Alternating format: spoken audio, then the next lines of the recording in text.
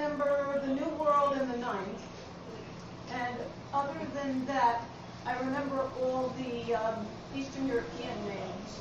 Dvorak, Stravinsky, Rachmaninoff, he stuffed me with that stuff. Eastern Europe is a seamless today, it seems like. So, so where did you grow up? Did you grow up in England? Actually, I grew up here in Manhattan. I grew up walking distance from where you take this. I grew up in the East 20s in what's called East Gramercy because it's near Gramercy Park. And, you know, I used to walk to school looking up at the Empire State Building, thinking, what a cool world it is. It has the Empire State Building. Well, that's true. It's true. So then when were you in England? When you were little? When I was 8. And I was in England at such a wonderful time because it was just before a lot of things changed in Europe, economically and otherwise. And everything was wonderful. And we did the whole tourist. We did the museums. We did everything. We went to Stonehenge. We went to the Victoria and Albert. We went to Shakespeare birthplace. And I went to a C of E school. Now, this is a funny thing. The song that I did... Church of England, for those who don't know. Yeah, Anglican. Because no other school in Like England had space. And this was funny because when the headmaster, you know, told my mother, I'm sure you'll see we have a wonderful program of both sacred and secular education. My Jewish mother looked at me and said, it couldn't wait. Ah, there you go. Well, it's funny because it's National Chocolate Pudding Day, and you know, Yorkshire pudding. And What was your preferred you don't like blood chocolate pudding? pudding? What it is this is funny. I've been on this food program where the thing I'm proudest of is that I haven't had sugar in over a month, you know. So Well, you're gonna blow it today, Oh yeah, baby. here we go. Because Sweeten up. yeah, I'm doing sugarless yum, so I am luckily immune. okay. Well, you don't have to. You don't have to do anything you don't want to do. We're not gonna twist your arm at Would all. you? So I heard today is your mother's birthday. It is. She would have been 93, God bless her, and she's watching me on a 27. Absolutely. So she's You an know, angel up in our room today too. all the computers up there have 27-inch screens, which is really cool for my dad because Is that for the 27 club? He used to write comics on a computer, and he would have loved to have a 27-inch screen, but he had a standard one. So now, you know, his frames are bigger. His frames are bigger, huh? And how did you come up with the name Princess? Like when did you become royalty? You know what's funny about that? I was thinking of Princess Diana at the time. And the reason it was that I was thinking, you know, the United States has celebrities, but it doesn't have royalty. The United States needs royalty. And I thought what I want to do is be Princess and the Royal Band. We've got Kim and Kanye, aren't they royalty? I thought the Kennedys were our royalty, weren't they? Well, once upon Well, does that make but Teddy that's the the Black whole Prince? problem. You have Maybe. worthy successors to royalty, you know? That's what we need in this nation. We need, like, appointed and worthy successors to royalty, you know? And folks like... Look at this. This is so cool, Princess. Your bracelet lights up. Yeah, that's my girls rock bracelet. Okay, Princess. Your dad wrote humor comics for the DC in the 60s? He wrote... Binky? Did you write Binky? No, but he wrote the Jerry Lewis and Bob Hope lines, Yes. and he created running characters that were in those comics. Created Jerry Lewis's nephew Renfrew, for example, and Bob Hope's friends at Benedict Arnold High School. Did you ever meet them? Well, see, this was all written for the comics. It was all in his scripts, is what it was. And he was a scripter. When he was at DC, he didn't do the actual drawings.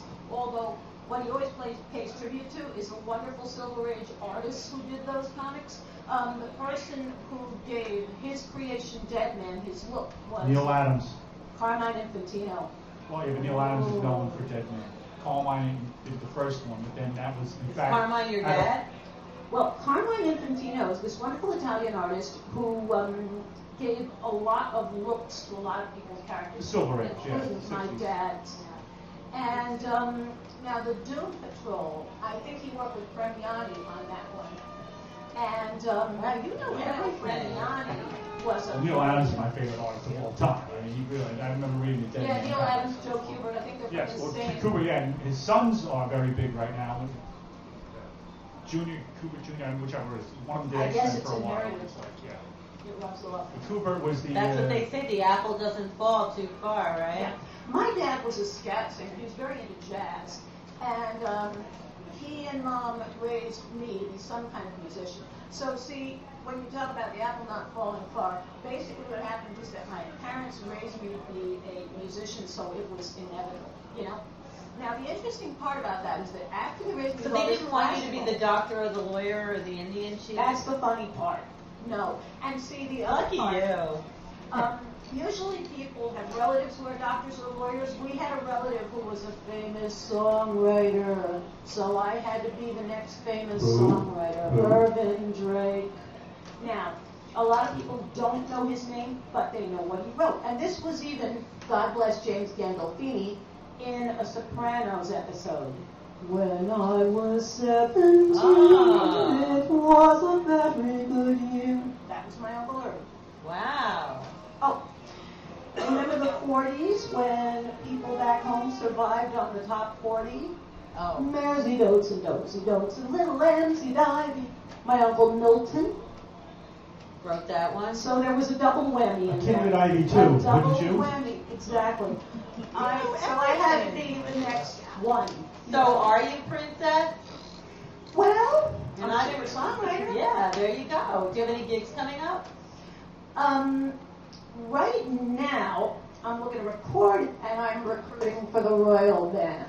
Royal Band. So are you looking for princes and dukes? I'm looking for the Royal Court.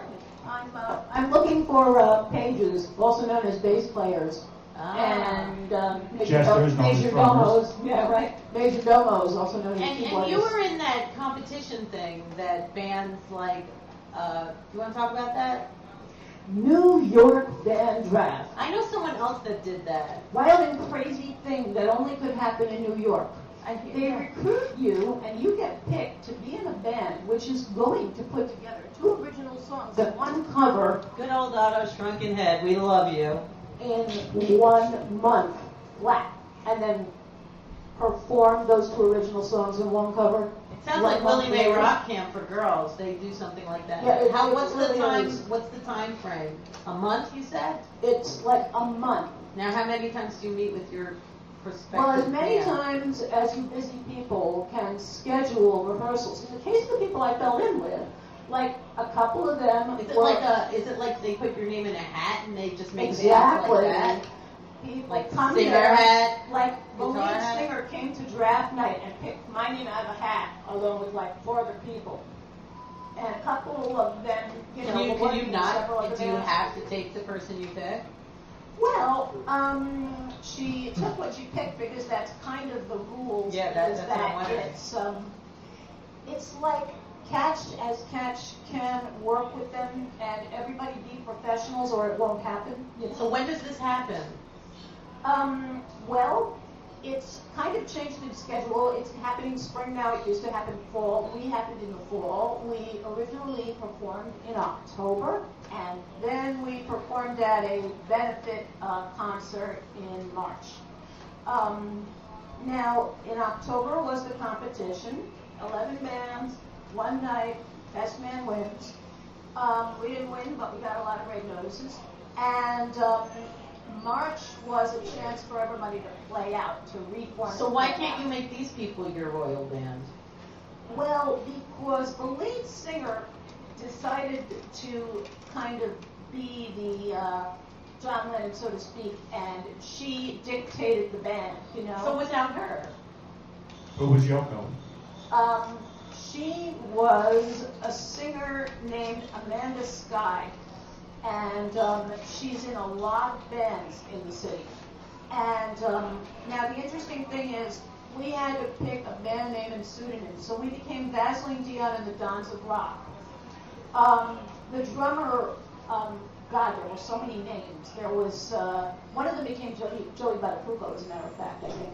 Oh no! Wow. Like in real life, Joey Buttafuoco? Or No. just fake? Oh, No, fake Joey. everything was a joke, you know, it was a riot. I was Victoria, gotcha. Sounds fun.